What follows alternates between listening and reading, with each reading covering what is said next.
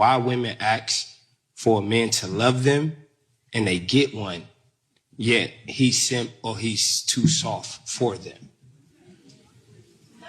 Because I'm gonna let you know now, hey, come from Georgia, I was raised by a single black woman. And I know how to love a woman, but I'm trying to figure out why a woman don't know how to love me. I express myself, I cry when I'm sad, I cry when I'm mad. But yet, why when I do that, I'm soft, or you got sugar in your tank, or you this or you that. Like, that's my thing, especially being a black man, where we can't express that in a world that hates us already. I love you, bro. Kills us already. So my thing is this. I love you, bro. No, First, for real. No bullshit. I'm a poet, and I made a career off of being emotionally available to not only myself, but to the world. So to see you here in a quasi-vulnerable state, especially in front of a majority woman audience, I appreciate that, and I honor that. No, for real. Hey, I'm a the second. try my best to cry right now. No, so, for sure. You know. No, I'm with you. I'm with you. Like, that's now, just to me. Now, two parts, bro. The first part is there's the women we find desirable from a physical perspective, and the women we pursue because we're conditioned to desire a certain type of woman physically, and then we let that be the catalyst for our pursuit. And then we get to know these women, and we realize that those women aren't emotionally capable of handling or dealing with, or they don't find us desirable. And then we have to process that perceived loss because we got the girl we thought we wanted, but it's not the woman we needed. Ooh, that's true. You know what I'm saying? So no, I do. I mean, so we want you to maintain this space, because a lot of times what happens, if you keep hitting this brick wall of trying to show up as yourself, but also trying to get somebody, the person that you like, or you believe you like, or you were conditioned to think you like, to give you that reciprocity, we get discouraged. Then it's like, man, I start to hate women. I start to hate this version of myself. But I'm here to tell you that who you are is special.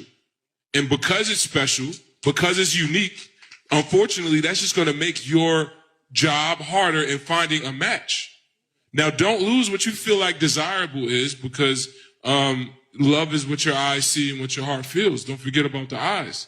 But the worst thing for you to do is to put all of this stuff in the closet. You have to have the strength to keep showing up as this man every time. And for every new woman, don't give her a drop less than you gave the last 7.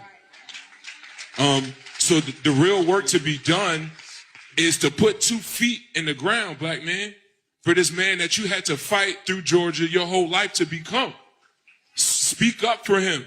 And in the face of every woman that does not accept that, God's rejection is still a blessing. God's rejection is still a blessing. But it's imperative for you to hold on to that, because that's what's going to make you a great husband. That's going to make you a great father. That's going to make you a better member of your community, because there's not a lot of us.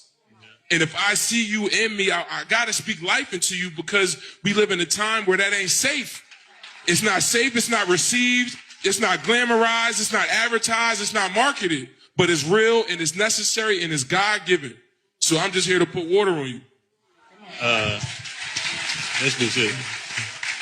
I was going to say your original question was, why don't women, right? And I think that's the wrong way to go about it, because like he was saying, you dope. Right. So whoever you're going to find is just going to land in your lap. You can't be looking for it. You're going to be just existing, and she's going to be there. Like, I like you.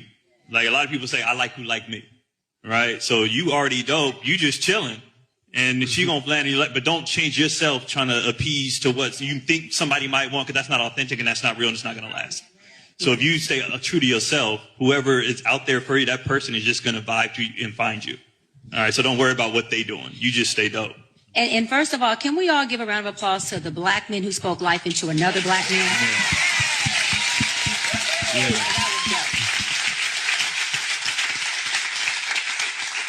Thank you. I honor you for being vertical in who you are, for being vulnerable, for speaking with your heart and being relational, not transactional. As Mike said, we don't get a lot of that in our black men, not because they don't want to, because it hasn't served them, it's not safe, and it hasn't been safe. Your question was, why do women, right, not receive a good man? Well, women who never had a father cover them, love them, expose to them what real love and real care looks like at the hands of a respectful man that can honor them. They don't, it's not that they don't want to, baby, they can't see you. They can't see you. So when it comes to what I call daddy issues, and it can also be a duality of parental issues, meaning mommy and daddy issues, that woman, isn't that woman doesn't know your worth, is that she doesn't know her worth. And we see in others who we are, not who they are. Let me say it again. We see in others who we are, not who they are. So if a good man as yourself is presented to a woman who can't see your worth, it's because she's seeing her worth deficit.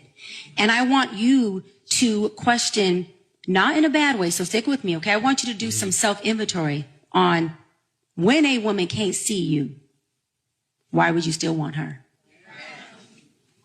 Why would you still want her? Because it all goes back to self. It all goes back to self. You all right? You okay?